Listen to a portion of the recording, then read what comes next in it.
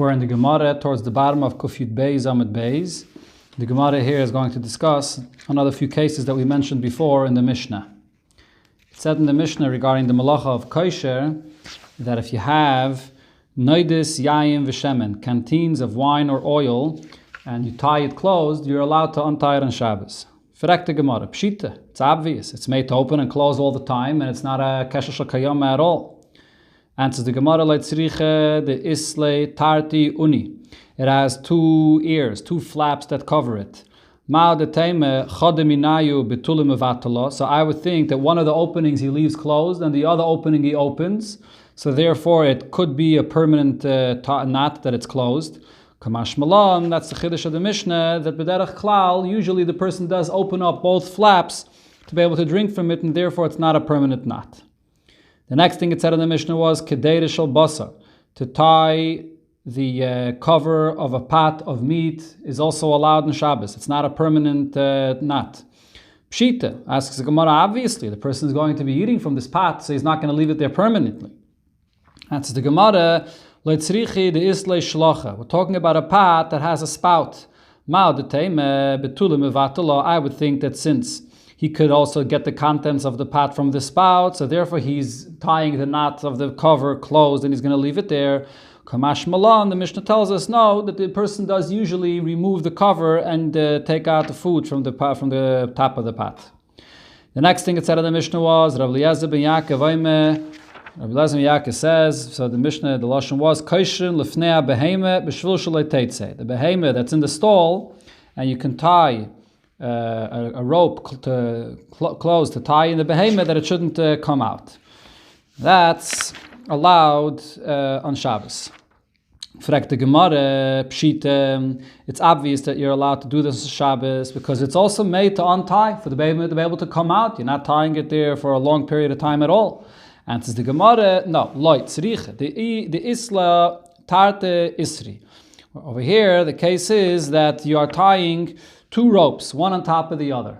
That's one pshat in Rashi. Another pshat in Rashi is that you're tying the rope to both ends of the doorway.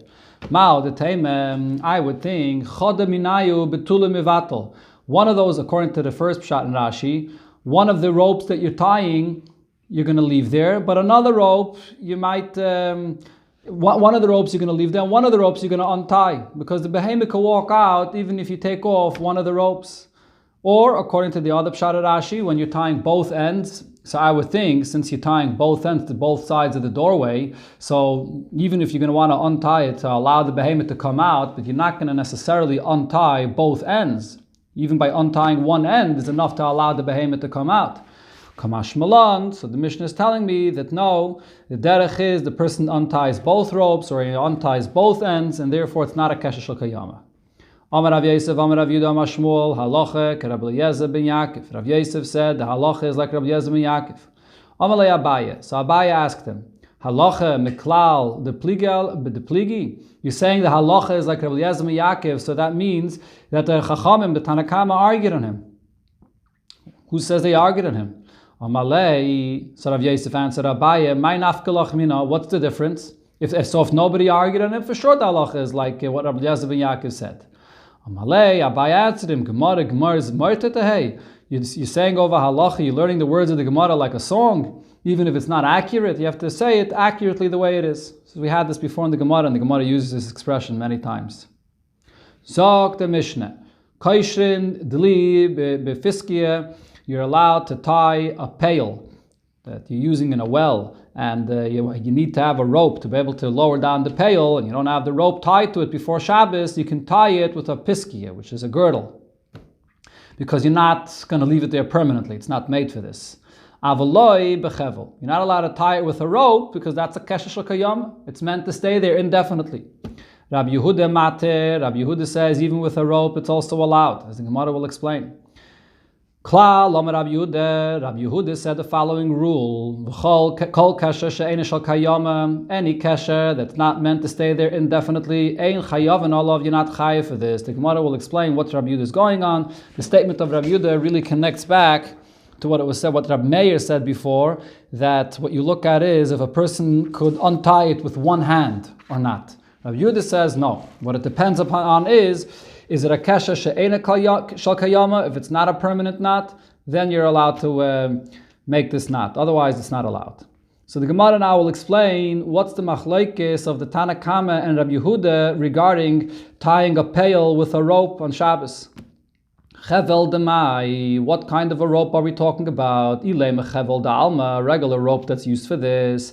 Rabbi Yehuda mater, Rabbi Yehuda says that it's allowed. This is a knot that's there for indefinitely. How would Rabbi Yehuda say this is allowed? Ella answers the Gemara, Chevel de Gardi. We're talking about a rope that's used by weavers. It's not intended for this, so it's not going to stay there permanently. So the question of the Gemara is, so now what's going to be the pshat there? Lemeimre, should we say, if so, that the pshat in the Mishnah is the Rabbanon Savri, Rabbanon that say that even with this chevel, with a weaver's rope, it's also not allowed, because they hold Gazrinan Chevel de Gardi, Otu Chevel de Alma, that there's a gzeir of Chazal. Since you're not allowed to use a regular rope which you keep there indefinitely, so there were geyser, a weaver's rope is similar, so you're also not allowed to use it. That was the gzeir Chachamim made. But Rabbi Yehuda saw v'aloi gazrinan, and Rabbi Yehuda says that no, a regular rope you're going to leave there, but a rope of a weaver you're not going to leave there. And Chachamim did not make a gzeir. If that's the pshat in the Mishnah here, whether Chachamim made a gzeir regarding tying a rope to the pail, if so, I'll ask you a stira from another brayser where you see that their opinions are the opposite, because there it says chevel deli shenifsak, a rope of a pail that was snapped. So what do you do now? Lo yehei koishroi, you can't tie it back because that's a kesha shel kayama to stay there. Elo oinva, you make a loop, you make a bow. Rabbi Yehuda says, Kairach olav punde oy paskia. You can't even make a bow either. All you could do is, you could you can tie upon it, or you could sort of wrap on it some kind of a patch, sort of, that it should hold together. But you can't even make a bow either. You're not allowed to make this bow. So what do you see over here? In this case, the Tana Kama is saying that if the rope snapped, so then you could make a knot, but you can't make a bow. So what do you see from here? That the Tana Kama holds that they did not make a gzeira, even though a bow could be similar to a regular knot, but Chachamim did not make that gzeira. You're not allowed to tie it, but you're allowed to make the bow. Rabbi Yehuda says you're not allowed to make a bow either. So it seems like over here, Rabbi Yehuda is the one that holds that Chachamim made a gzeira, that if you're not allowed to tie it, you're not allowed to make a bow either, which is similar to tying it. So if so, Kashi the Rabbi Yehuda, we have a contradiction in the opinion of Rabbi Yehuda, whether Chachamim made a gzeira, and Kashi the Rabbanon, and we also have a contradiction in Rabbanon's opinion, whether Chachamim made a gzeira. So the Gemara answers no. The nature of the gzeira in this case, and in the case of the Mishnah, is not the same.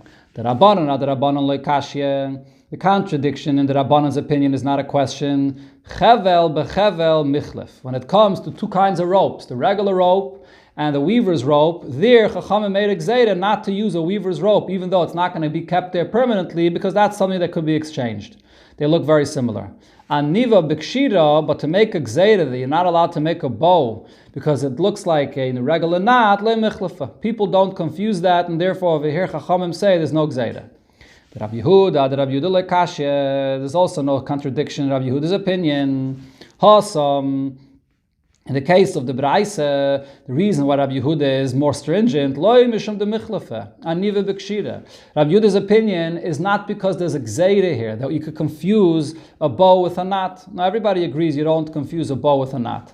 Ela aniva gufa kshirihi. Rabbi Yehuda's opinion is that the bow itself is like a knot. It's the same like a regular knot, and just like a knot is not allowed, a bow is not allowed either. Mashenkin in the Mishnah, where it was talking about a gzeira, there Rabbi Yehuda held there's no gzeira. There was no gzeira, not even to compare a regular rope to a weaver's rope. Amar Rab Abba, Amar Rab Chia bar Ashi, Amar Rav. Another halacha was said about tying ropes. Mayvi Adam Chevel mitoch beisai. A person can bring a rope from his house, the koishroi, and he ties one end bepara to the cow, or be'evas, and the other end to the feeding bowl. So you could tie both ends on Shabbos, and it's not considered to be a kasha shel kayama. So he asked a question to Rab Abba from a Braise that says the exact opposite. So the Braise begins, if this rope was already tied to the feeding bowl. So kaishroi bepara, the other end you could tie to the cow. V'shebepara, if one end was already tied to the cow, kaishroi be'evus, you could tie the other end to the feeding bowl. But you're not allowed to bring a rope that's not tied at all from your house and tie one end to the cow and another end to the feeding bowl. So you see here the exact opposite. You're not allowed to tie both ends to the cow and to the feeding bowl on Shabbos. Answers the Gemara, Hasam chevel da alma. In this brayse, it's speaking about a regular rope that's going to remain there. That's not allowed. Hocha chevel de gardi. Over here, the halacha that Rab Abba said, in the name of Rav, was talking about a weaver's rope, which is not something that's going to remain there permanently. That's why it's allowed. So the pshari and the brayse that says that if one end of this rope is already tied to a cow, or the other end is already tied to the feeding bowl, and you're just tying one end, the reason why that's allowed is because the assumption is that if one end is already tied, then you're just tying the other end on Shabbos. That other end that you're tying today on Shabbos, that's something you're going to untie. Mashenkin, if you're coming and you're tying both ends today on Shabbos, over here, the person is going to leave. We don't know which one you're going to untie. You may leave one of the ends that you're tying both ends today. We don't know which end you're going to untie on Shabbos, and therefore that's not allowed. Unless, as the Gemara here says, it's a weaver's rope. As we said already before, that's something that would be allowed. So now, since we were speaking about the chevel de gardi, a weaver, the Gemara is going to bring different halachas penigeh to muktzeh of things that are used in different parts of the loom that are used for weaving. Kli kivoi, the rods. There are rods that are used in weaving. I'm not exactly sure what the function of these rods are, but there are these rods that are used for weaving. Mutter letaltalam b'Shabbos. It's allowed to be moved on Shabbos. It's not muktzah. Pshat is that these are rods that the person that uses it for weaving also uses it for other things as well. He's not makbid that they should be used only for weaving. He uses it for other permissible purposes, and therefore it's not muktzah. A question was asked from Rav Yehuda regarding the loom. Kayved al yain, the kayved atachtain, the top part of the loom and the bottom part of the loom that's holding the threads that you're weaving with them. Mahu, what's the halacha of the kayved elyon and kayved atachten? What's the halacha? Is it allowed to be moved on Shabbos? Is it also something that could be used for other purposes? Or perhaps this is something which is very heavy and therefore people don't move it and people don't use it for other things. In v'lav v'rafya b'yodeh. So he said yes and no. He was not certain. He didn't have a clear answer to this. Itmar, we learned about this. Amar Rav Nachman Amar Shmuel, Kli kivoi mutal taltalam b'Shabbos. The rods that are used for weaving, you're allowed to move them on Shabbos. And afila kayved elyon v'kayved atachten. The poles that are on the top and on the bottom are also allowed to be moved on Shabbos. Avaloi esoamudim. The posts that are on the side that are holding up the loom, that are fixed into the ground, those posts are not allowed to be moved on Shabbos. Amalei Rava le Rav Nachman. So Rava said to Rav Nachman about this, Ma ishno amudim deloi. Why are those posts different and they are not allowed to be moved on Shabbos? Ilem, if you're going to say the reason is the ka'ovid gumais. When he removes the posts from the place where they are positioned in the ground, it creates a guma, it creates a dent, a ditch in the ground. Fragt the Gemara, but that's not an issue. Gumais memela kahavian. Those gumais, the hole in the ground that happens, it's just happening on its own. That's not something that the person creates. It was there from before. It was just covered by this post that was in the ground. You pick it up, that post, that guma is uncovered, but it's there from before.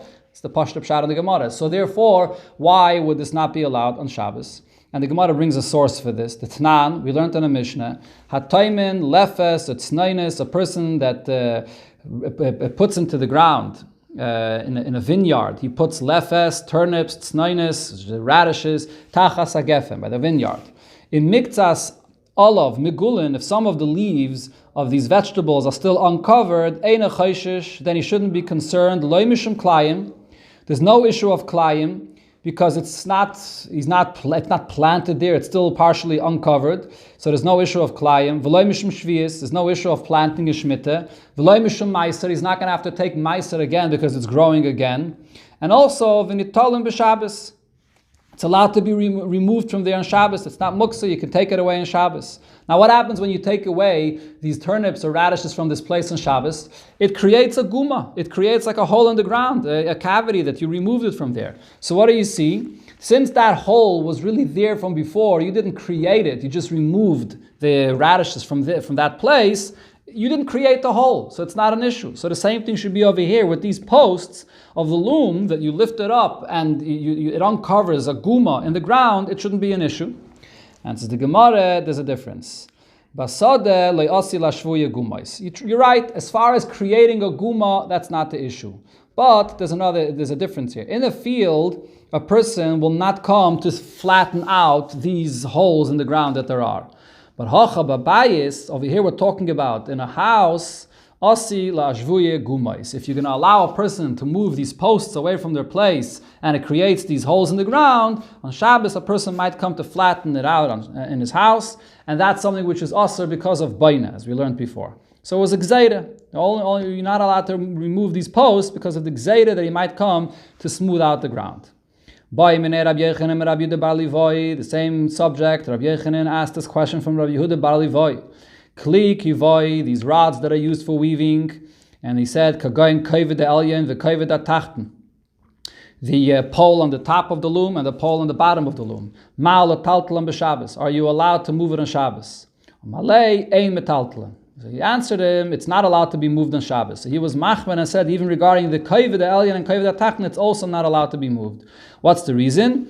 Lefi she'ein nitolin, because this is not something that people usually move away. As Rashi said here, I mentioned before, because they're heavy, so this is something that people don't use for other things, so it's designated for this loom that's used for weaving, and therefore it's a malachta le'isr, and it's muktzah on Shabbos.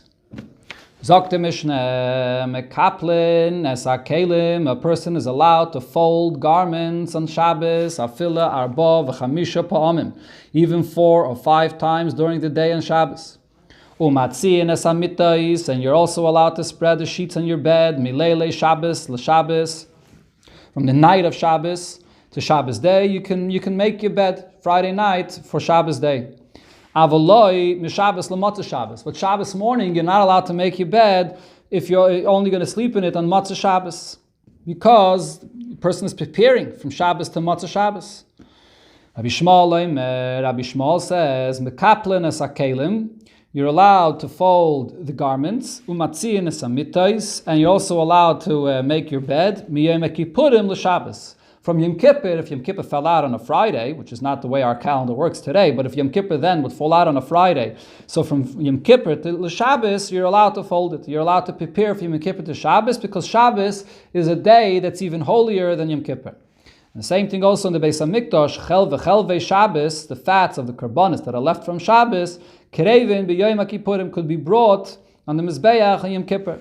Avaloi shel yom kippurim b'Shabbos, but the chalavim, the fats from Yom Kippur, are not allowed to be brought on Shabbos. Rabbi Akiva says, Lo shel Shabbos krevim b'yom kippurim, the fats from Shabbos cannot be brought on Yom Kippur, v'lo shel yom kippurim krevim b'Shabbos, and not the fats of Yom Kippur cannot be brought on Shabbos. The Gemara is going to explain this machlokes as we'll see. The Gemara starts over here with the halacha of folding garments on Shabbos. Amri debei Rabbi Yanai, so the halacha was said by the yeshiva of Rabbi Yanai. Loi shanu, this Mishnah here that it said that you're allowed to fold the garments on Shabbos, it wasn't learned only elo ba'adam echad. If you have one person, he's folding his garments. Aval b'shnei b'nei adam, if 2 people are holding the garments and they're stretching it and they're folding it that way, that's not allowed, because that's looks like you're improving the condition of the garments, mesaken mana, you're improving it, and therefore it's not allowed. And even if it's one person folding his garments, lo yamaran, the heter of the Mishnah was not said, ela b'chadoshim. The new garments, which are stiffer and they don't wrinkle so quickly, so you're folding it doesn't improve it. Aval b'yishanim, if it's older garments and they wrinkle and you fold it and you smooth it out, then it's not allowed to be folded on Shabbos.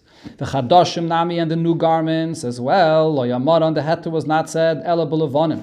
Only regarding white garments, that the folding them does not improve them that much. Aval b'tzvuim, but colored garments, it's not allowed, because apparently the folding it improves it more. And the whole heter of the Mishnah was not said, if he doesn't have other clothing to change into. If he has other garments that he could wear, then this heter doesn't apply. Tana, we learned in Avraisa shel beis Rabbi Gamliel lo yoyel mekaplin kli lovin shelahen. In the house of Rabbi Gamliel, they wouldn't fold the white garments mipnei shehoyel lahachlef, because they had other garments to change into on Shabbos. So now the Gemara begins to discuss this halacha about having special Shabbos clothing. Amar Rav Huna said, Im yesh lo lahachlef yachlef. If a person has another set of clothing to change into for Shabbos, he should have special Shabbos clothing. Vim ein lo lahachlef. If he does not have what to change into, yishalshal begodov. He should roll down his clothing to have it special for Shabbos. As Rashi explains, the poor people that were out working in the field would roll up their clothing. The rich people that were sitting in the house, so they didn't have to roll up their clothing. So on Shabbos, if you don't have other garments to wear, you can roll it down to have more choshev clothing to cover Shabbos. Maskef lo Rav Safra, so Rav Safra asked, but a person that's rolling down his clothing and wearing it this way, looks like it's holiness, it's gaiva. And says the Gemara, no, it's not gaiva. Since he doesn't do this every day, and he's only doing it now in the honor of Shabbos, it doesn't appear as a person that's haughty, that's doing it for his own gaiva. The Pasuk says, you should honor Shabbos by not doing the things that you regularly go in your ways. What does this mean? How do you honor Shabbos? The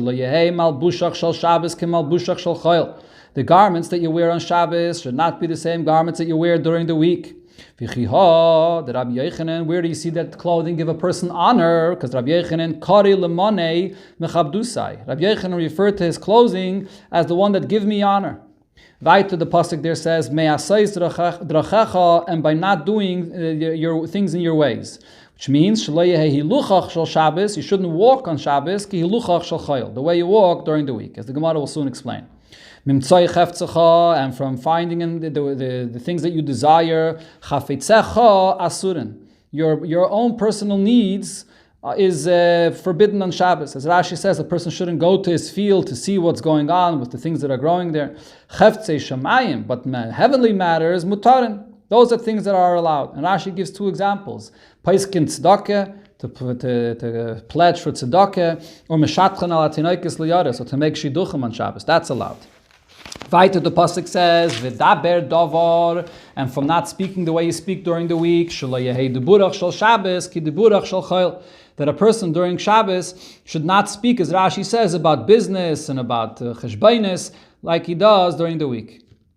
Dibur asur, so the Gemara concludes, from here we see that to speak it's forbidden, but hiror muter. But to think about these matters on Shabbos, that is allowed.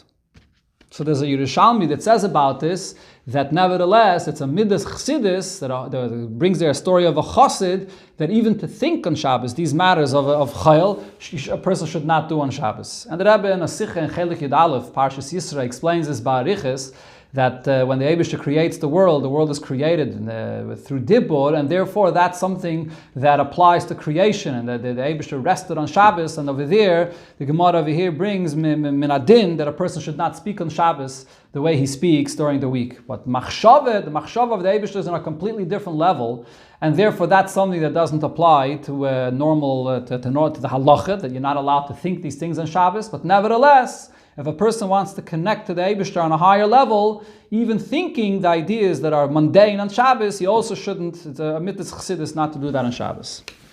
Frek the Gemara, so now it goes back to one of the details we mentioned before. Bishloime kulhu, all of the things that it said over here, l'chaye, it's clear, we understand what they're talking about. This that we say that you shouldn't walk on Shabbos the way you walk during the week. Maihi. What is this all about? What's the difference between walking on Shabbos and walking during the week? Answers the Gemara. Kiha the Amar Avuna Amar Rav Amrila Amar Rav Abba Amar Rav Huna.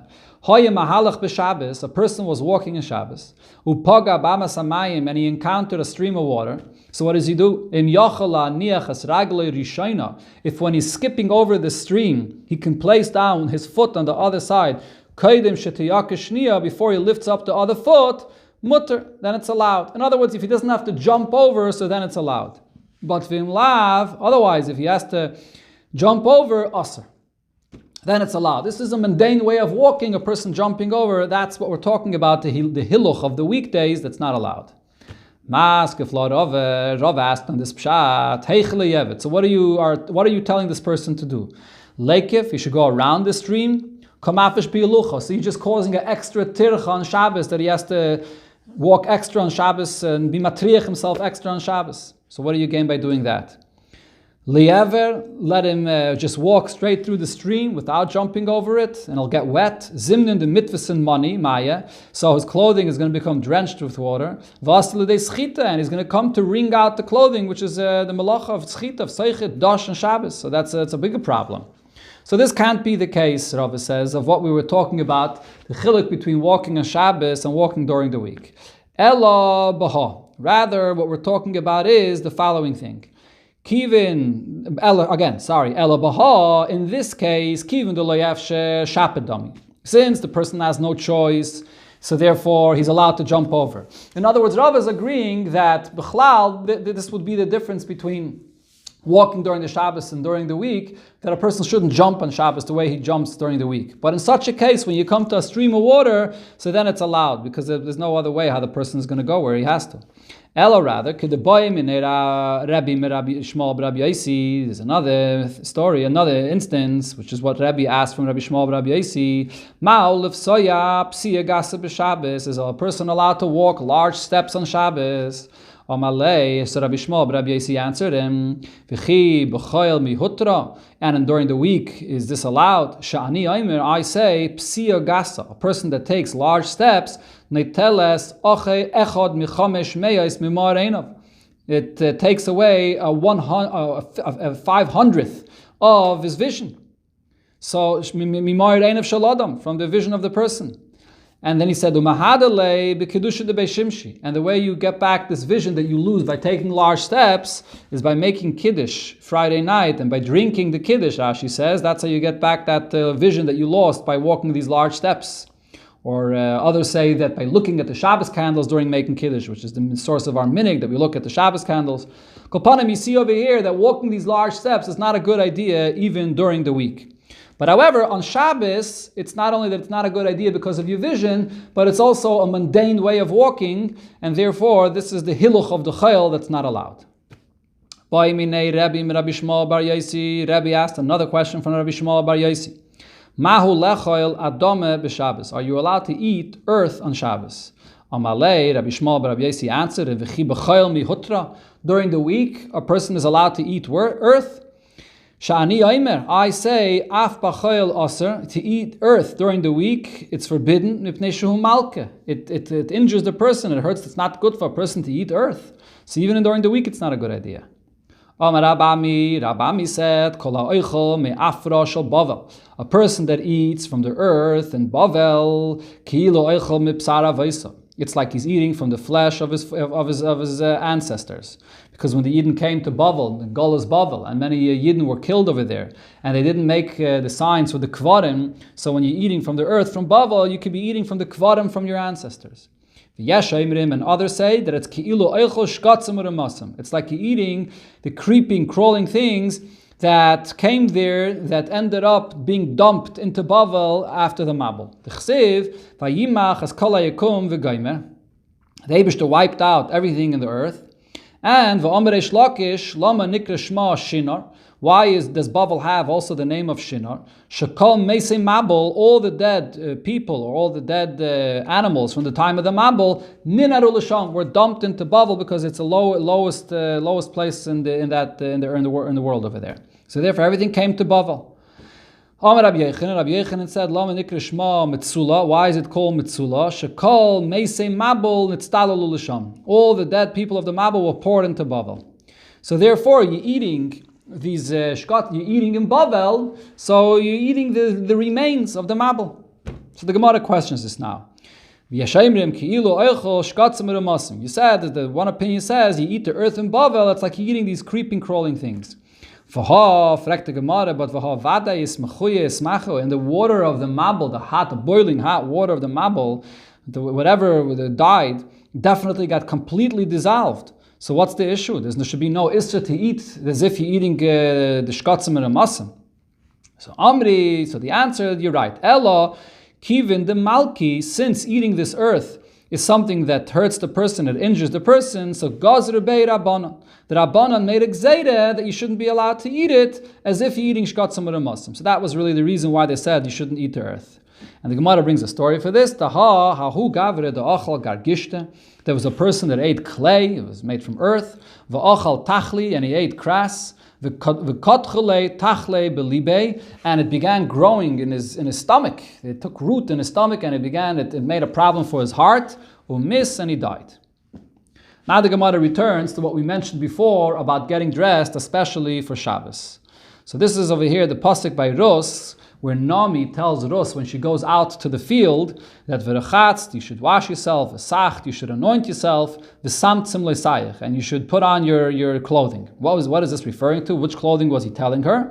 Rabbi Lazar says, Eilu begadim shel Shabbos. He was telling her to get dressed in Shabbos clothing when she goes out over there in the field to collect from the wheat that was in the field over there. Dr. Gemara about this story with Rus. Ten l'chacham v'yech kamayit. You give something to a wise person, and he will improve it even more and be even wiser with it. So the Gemara says, Amar Rabbi Lazar zu rusa mayaviyah. This refers to this instance that we just mentioned before about rusa mayaviyah, as the Gemara will explain. Ushmuel aramasi, and also Shmuel aramasi. Rus, regarding Rus, we see this. The ilu nami ka'amrallah. What did Nami tell her? V'rachatzt v'sacht. You should wash yourself, anoint yourself, v'samtzim le'sayich, and get dressed Shabbos dik, alayich, and you put this garment on yourself. V'yirat ha'gayren, and then go down to the field where they have the gayren, the piles of the grain. V'ile b'didoksiv. But what does it say regarding Rus herself? What did she actually do? She went down to the pile, and and only after she went, she did what her mother-in-law Nami told her, and she got dressed Shabbosdik. Right? So she didn't want to get dressed Shabbosdik before, because she didn't want to attract extra attention walking in the street Shabbosdik this way. So she only got dressed this way later. Shmuel, where do we see that Shmuel was told one thing, and then he was even wiser than what he was told? The Ilu Eli Ka'amalei, Eli told him, so this is over here the first time the Eibishter came and spoke Benevuah to Shmuel, and he heard the voice of the Eibishter, and he didn't identify it that it's the Eibishter speaking to him. He thought that it was Eli speaking to him. So he came to Eli and he told Eli, I heard this voice 1 time, 2 to 3 times he heard this voice, and so Eli tells him that it's the Eibishter speaking to you, and therefore Eli says to him, Shchav, you will lie down. V'hayam yikrei lechav, the voice will call out to you again. V'amarta, you should say, Daber Hashem, speak the Eibishter, ki shemei avdecha, your servant is listening. Vilu b'didei ksiv, what does it actually say? What did Shmuel say? Ksiv Bey, it says by Shmuel, Vayovei Hashem v'yisyatze v'yikra kepam b'pam, and the Eibishter called again like the other times before to Shmuel, Shmuel, Vayeme, how did Shmuel respond? Vayeme Shmuel, Daber, speak, ki shemei avdecha, because your servant is listening.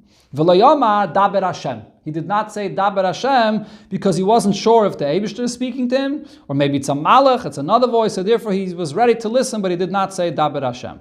So he improved, so to speak, on what Eli told him to do. Going back to Rus, the Gemara now is going to dashen different psukim over here that it says Benegeya to Rus. Vatelech, and she went, and Vatovoi, and she came, Vatelaket pasoda, and she collected from the grain in the field. So why does it say Vatovoi, and she came before she actually went to collect from the field? Amar Rabbi Lazar, Shaholcha bas, she went and she returned. Holcha bas, she went and returned again. Until she found appropriate company of people that are there in the field to be around them when she collects the grain in the field. To go along with them. Then it says over there in the field, Boaz said to his lad that was there by the people that are cutting the wheat, who is this maiden? Is this the conduct of Boaz to ask about a woman in the field? Amar Rabbi Lazar, so Rabbi Lazar answers, Dvar Chochma Rabba. He saw something wise about her. Her conduct was unusual. Shnei shibalim, 2 of the bundles that fell, lokta, she collected. Shloisha shibalim, 3 eina lokta, she did not collect it. Right? This is the halacha benegeh to the mitzvah of leket, which is one of the matnes aniyim. You have to leave over for the poor people. That only 2 is left for them, but 3 is not left for them. So she knew this halacha, and she only took 2 and not 3. Which was apparently something that other poor people were not aware of, but he saw that she knows this halacha. So that's something special that he saw about her. The Masnita Tane and Abraise, it says, Dvar tznius rabba. He saw her conducting herself with tznius. Aymedes mu'umad. The stalks that are standing up tall, she collected it, she took it standing. Neifleis, the ones that fell to the ground, she didn't bend down, but miyushiv, she would sit down to collect them. If she didn't want to bend over in order not to expose herself in any way, so therefore he saw a special conduct of tznius with her. Then Boaz said, "V'chisid bakin imna reisa." You should cleave to the maidens. Fragt the Gemara, "V'chidarka shel Boaz ledabek im anoshim." Is it the derech of Boaz to use this expression and to speak to women?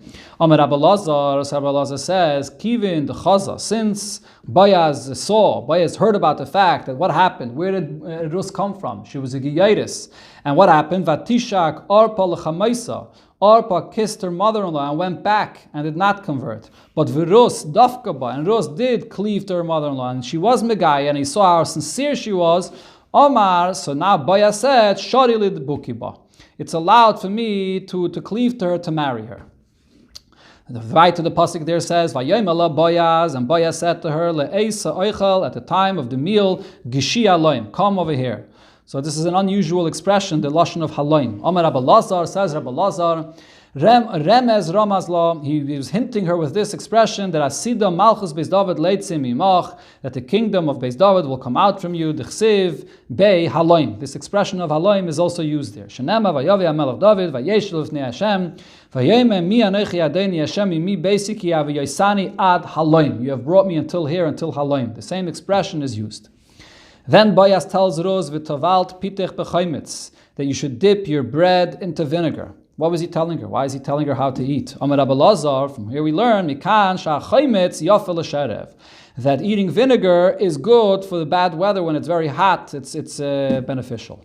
Rav Shmuel ben Achmeni, Amar Rav Shmuel ben Achmeni says, Remez Ramaz Law, he was hinting to her, Asid ben Latzis Mimeich, you'll have a descendant that will come from you, Shemaisav Koshen Kachaimitz, that his deeds will be as difficult, as terrible as vinegar. Umanu, and who is this? Menashe. This is Menashe that served Avodah Zarah. Pasuk there says, Vaiter Vateshev Mitzad HaKaitzrim. And she sat, Boaz put her seat to sit on the side of the other people that were there cutting the wheat. Amar Rabbi Lazar Mitzad HaKaitzrim, he put her at the side, V'loi b'toich HaKaitzrim, not inside amongst them. Remez Ramazla, with this he was hinting to her, Sha'asida Malchus Beis David Shetischalek, that the kingdom of David HaMelech is going to split into 2. Weiter the pasuk says, "Vayitzpat lo koli vatoichal," and he gave her from the parched kernels of wheat, and she ate it. And the pasuk there continues, as the pasuk, as the Gemara here is going to bring the whole pasuk, vatoichal, and then vatizba, she was satisfied, and vatoiser, and she left over. Amar Rabbi Lazar vatoichal, when it says that she ate, this was a remes to be made David, that in the times of her descendants, in the times of David, she ate. In other words, she saw the greatness of David. Vatizba, she was satisfied. This is the bimei Shloima, what happened when the greatness of Shloima Melech. And vatoiser, and she left over. This is even greater, bimei Chizkiah, another thing that happened with the kingdom of Chizkiah. Vekedamri, others darshan this pasuk differently. Vatoichal goes on both bimei David ubimei Shloimeh. It goes on David and Shloimeh that are one continuation, that they are together. And then Vatoisar and Vatizba, that is bimei Chizkiah. Vatizba, she was satisfied. This refers to the time of Chizkiah Melech. And Vatoisar, and she left over. This is in the generations later bimei Rebbe, in the times of Rabbeinu HaKadosh.